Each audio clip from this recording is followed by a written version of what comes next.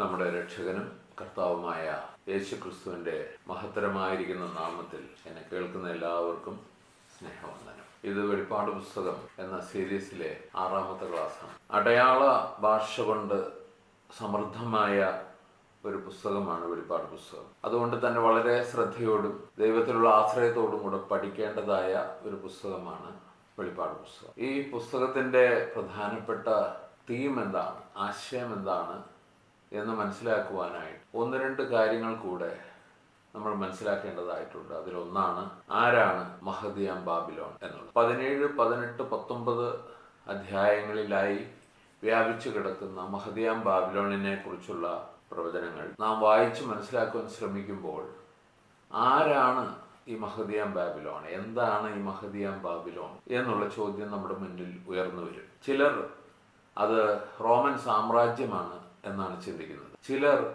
അത് റോമൻ കത്തോലിക്ക സഭയാണെന്നാണ് ചിന്തിക്കുന്നത്. ചിലർ അത് അക്ഷരാർത്ഥത്തിൽ ഇനിയും ഉയർത്തെഴുന്നേൽക്കുവാൻ പോകുന്ന ബാബിലോൺ എന്ന നഗരം തന്നെയാണ് എന്നാണ് ചിന്തിക്കുന്നത്. എന്നാൽ സത്യത്തിൽ ദൈവവചനം എന്താണ് സംസാരിക്കുന്നത്? ആ വിഷയത്തിലേക്കാണ് ഇന്ന് ഞാൻ നിങ്ങളുടെ ശ്രദ്ധ ക്ഷണിക്കുന്നത്.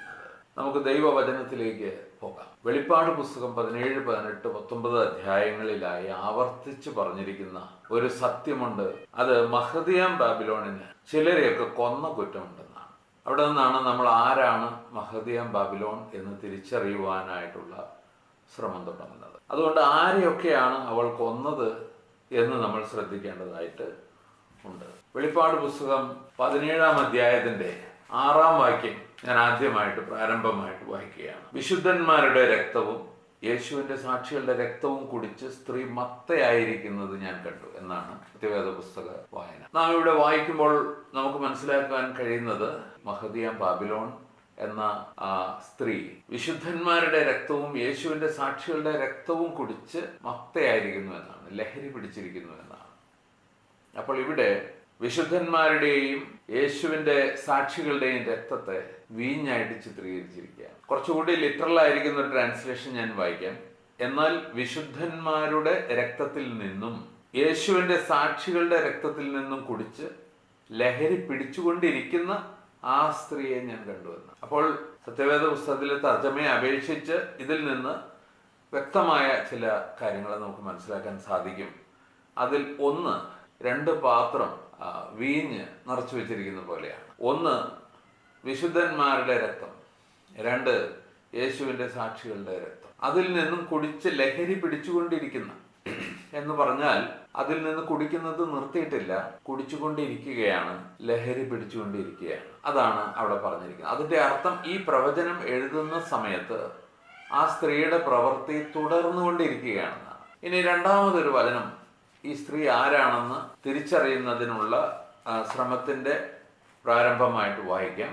18-ാം അധ്യായത്തിന്റെ 20-ാം വാക്യമാണ്. സ്വർഗമേ, വിശുദ്ധന്മാരും അപ്പസ്തോലന്മാരും പ്രവാചകന്മാരുമായുള്ളവരെ, ദൈവം അവളോട് നിങ്ങൾക്ക് വേണ്ടി പ്രതികാരം നടത്തിയതുകൊണ്ട് അവളെ ചൊല്ലി ആനന്ദിപ്പിൻ. അപ്പോൾ ഇവിടെ ആദ്യം നാം കാണുന്നത് സ്വർഗമേ എന്നൊരു വിളിയാണ്. എന്നിട്ട് കോമയിട്ട ശേഷമാണ് വിശുദ്ധന്മാരും അപ്പസ്തോലന്മാരും പ്രവാചകന്മാരുമായുള്ളവരെ എന്ന് വിളിക്കുന്നത്. അതുകൊണ്ട് വിശുദ്ധന്മാരും അപ്പസ്തോലന്മാരും പ്രവാചകന്മാരുമായിട്ട് ഇവിടെ ചിത്രീകരിക്കപ്പെട്ടിരിക്കുന്നവർ ഇതിനകം സ്വർഗത്തിലാണ്.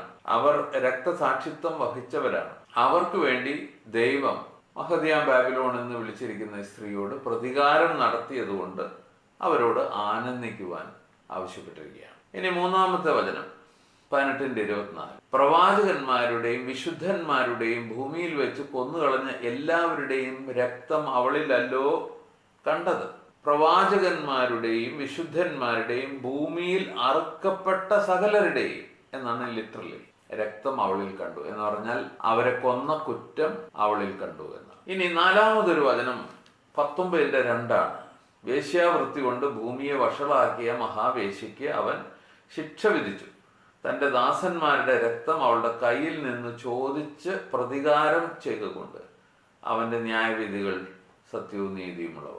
ഇവിടെ നമുക്ക് മനസ്സിലാക്കാൻ കഴിയുന്ന ഒരു കാര്യം, ദൈവം വേശ്യയെ ശിക്ഷിച്ചു, പ്രതികാരം ചെയ്തു എന്നാണ്. ഇവിടെ പ്രവാചകന്മാർ അങ്ങനെയുള്ള വാക്കുകളൊന്നും ഉപയോഗിക്കാതെ തൻ്റെ ദാസന്മാർ എന്ന് മാത്രമേ പറഞ്ഞിട്ടുള്ളൂ. തൻ്റെ ദാസന്മാരുടെ രക്തം അവളുടെ കയ്യിൽ നിന്ന് ചോദിച്ച് എന്നിങ്ങനെ.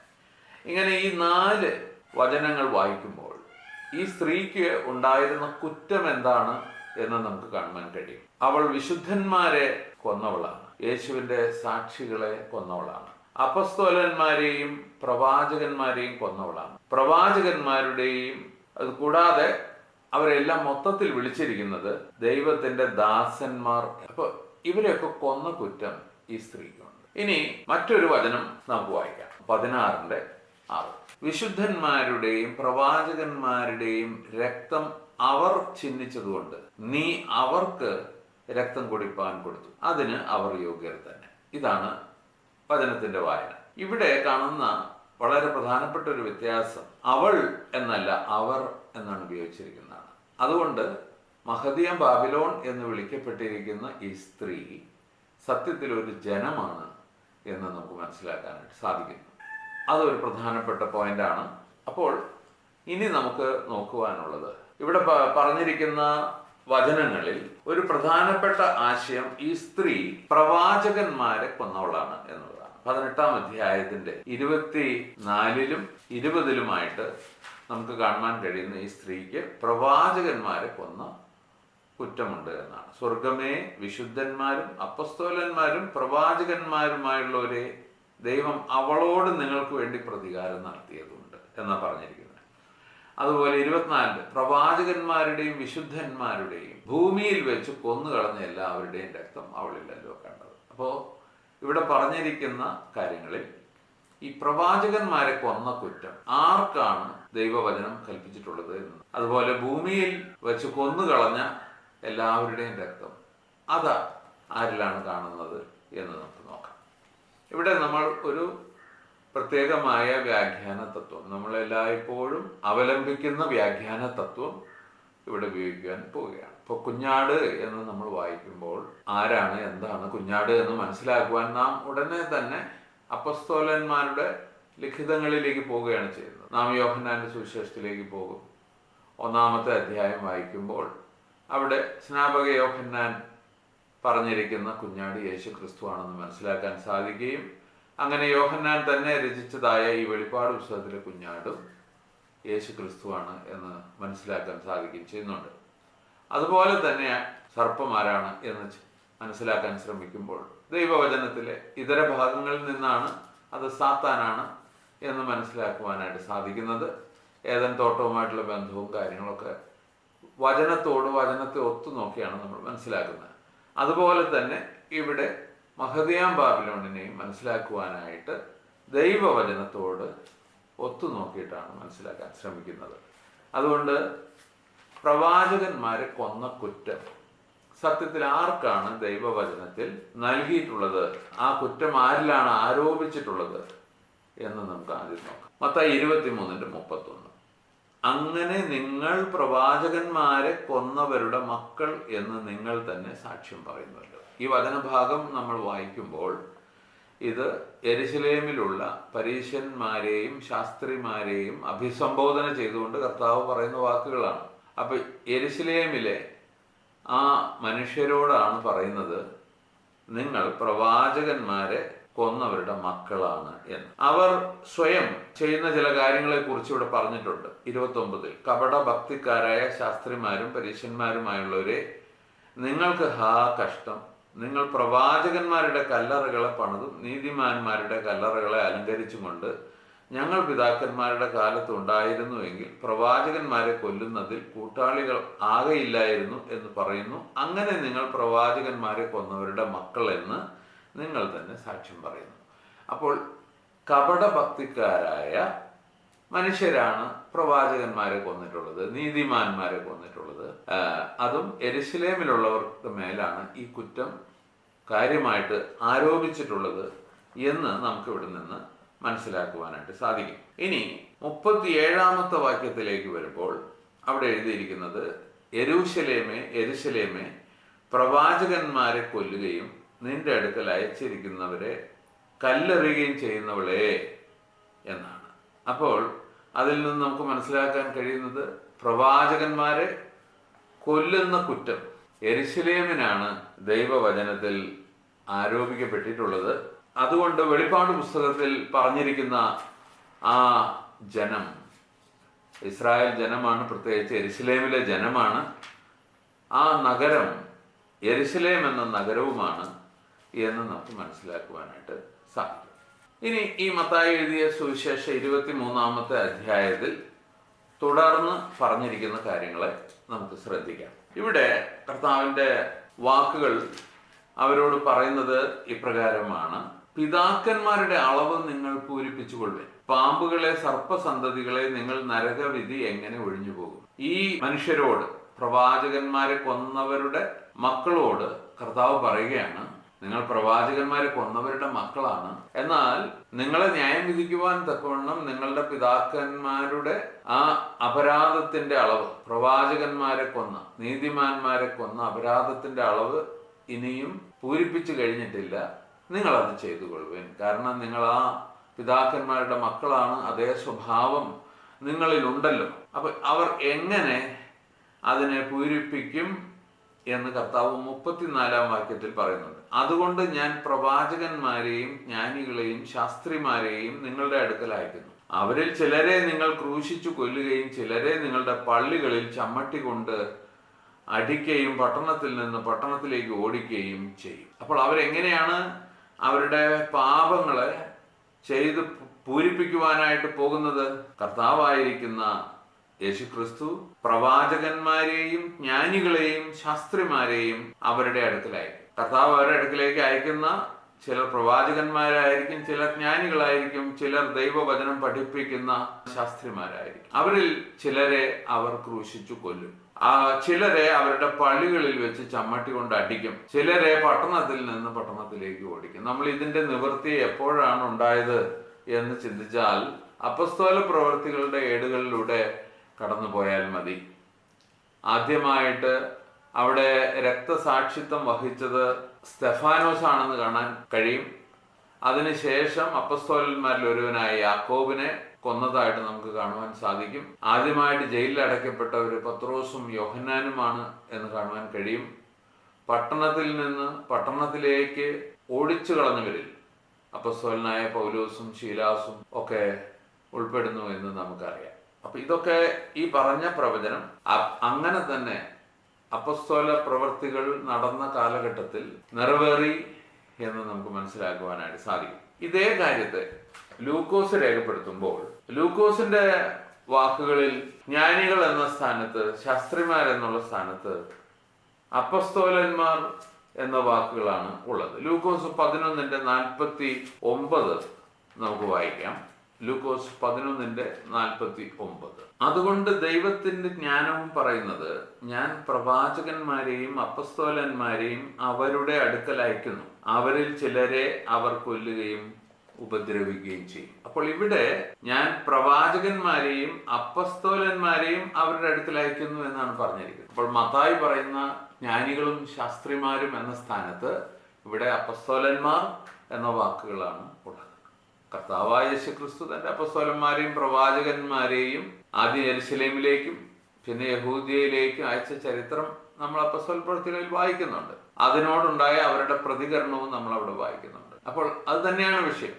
അങ്ങനെ അവരെ ഉപദ്രവിക്കുകയും അവരിൽ ചിലരെ കൊല്ലുകയും പട്ടണത്തിൽ നിന്ന് പട്ടണത്തിലേക്ക് ഓടിക്കുകയും അടിക്കുകയും ഒക്കെ ചെയ്തപ്പോൾ ഈ പ്രവാചകന്മാരെ കൊന്നവരുടെ മക്കൾ അവരുടെ പിതാക്കന്മാരുടെ കുറ്റത്തിന്റെ അളവിൽ പോരായ്മയുള്ളത് നികത്തുകയായിരുന്നു. അങ്ങനെ അവരുടെ കുറ്റം തികക്കുകയായിരുന്നു, ന്യായവിധിക്ക് ഒരുങ്ങുകയായിരുന്നു. കർത്താവ് എന്തിനാണ് അവരോട് പിതാക്കന്മാരുടെ അളവ് പൂരിപ്പിച്ചു കൊള്ളുവിൻ എന്ന് പറഞ്ഞത്? മത്തായി 23:35 ഇപ്രകാരം എഴുതിയിരിക്കുന്നു: നീതിമാനായ ഹാബേലിന്റെ രക്തം മുതൽ നിങ്ങൾ മന്ദിരത്തിനും യാഗപീഠത്തിനും നടുവിൽ വെച്ച് കൊന്നവനായി ബെരഖ്യാവിന്റെ മകനായ സെഖര്യാവിന്റെ രക്തം വരെ ഭൂമിയിൽ ചൊരിഞ്ഞ നീതിയുള്ള രക്തമെല്ലാം നിങ്ങളുടെ മേൽ വരേണ്ടതാകുന്നു.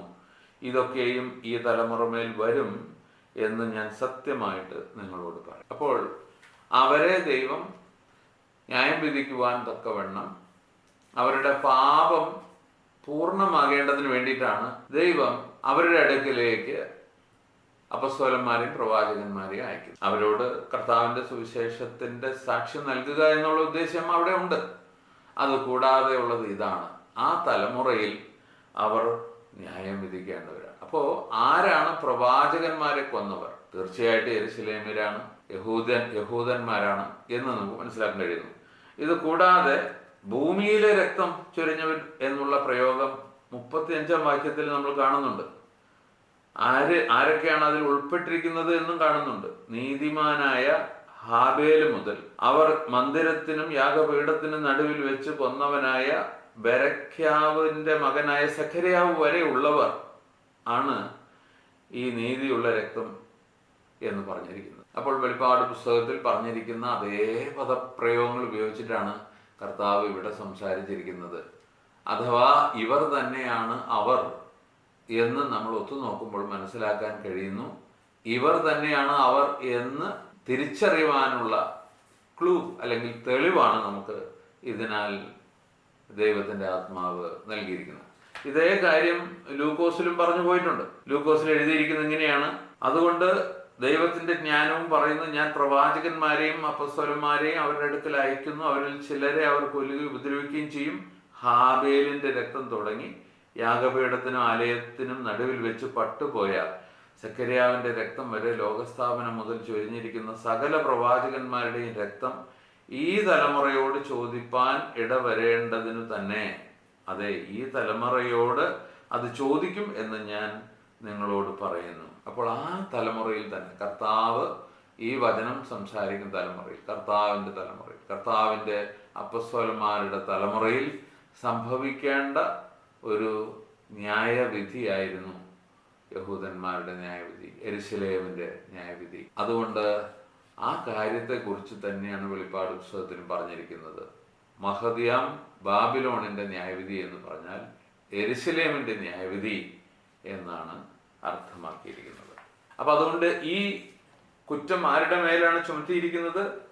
യെരുശലേമിന്റെ മേൽ. യെരുശലേമേ, പ്രവാചകന്മാരെ കൊല്ലുകയും നിന്റെ അടുക്കൽ അയച്ചിരിക്കുന്നവരെ കല്ലെറിയുകയും ചെയ്യുന്നവളെ എന്നാണ് യെരുശലേമിനെ കുറിച്ച് പറഞ്ഞിരിക്കുന്നത്. ഇനി ലൂക്കോസ് 13:34 പറഞ്ഞിരിക്കുന്ന വളരെ ശ്രദ്ധേയമായ ഒരു വചനമാണ്. യെരുശലേമിന് പുറത്തു വെച്ച് ഒരു പ്രവാചകൻ നശിച്ചു പോകുന്നത് അസംഭവ്യമല്ലോ. യെരുശലേമിന് പുറത്തു വെച്ച് ഒരു പ്രവാചകൻ നശിച്ചു പോകുന്ന അസംഭവ്യമല്ലോ. ആകയാൽ പ്രവാചകന്മാരെ കൊന്ന നഗരം യെരുശലേമാണ്. കർത്താവ് മറ്റൊരു നഗരത്തിന്റെ മേലും ആ കുറ്റം ചുമത്തിയിട്ടില്ല. ആകയാൽ വെളിപ്പാട് 16 മുതൽ 19 വരെയുള്ള അധ്യായങ്ങളിലെ മഹദിയാം ബാബിലോൺ പഴയ നിയമ സ്ഥിരാകേന്ദ്രമായിരുന്ന യെരുശലേമും അതിൻ്റെ കീഴിലെ ജനങ്ങളുമാണ്. ഇങ്ങനെ ദൈവത്തെ വിട്ട് വേശ്യയായി തീർന്ന പഴയ താഴെയുള്ള യെരുശലേമിനെയും ജനത്തെയും വിധിച്ച് തള്ളിക്കളഞ്ഞുകൊണ്ട് പുതിയ മേലിൽ നിന്നുള്ള പുതിയ യെരുശലേമിനെ സ്വീകരിക്കുന്നതാണ് വെളിപ്പാട് പുസ്തകത്തിലെ ഏറ്റവും പ്രധാനപ്പെട്ട പ്രമേയം.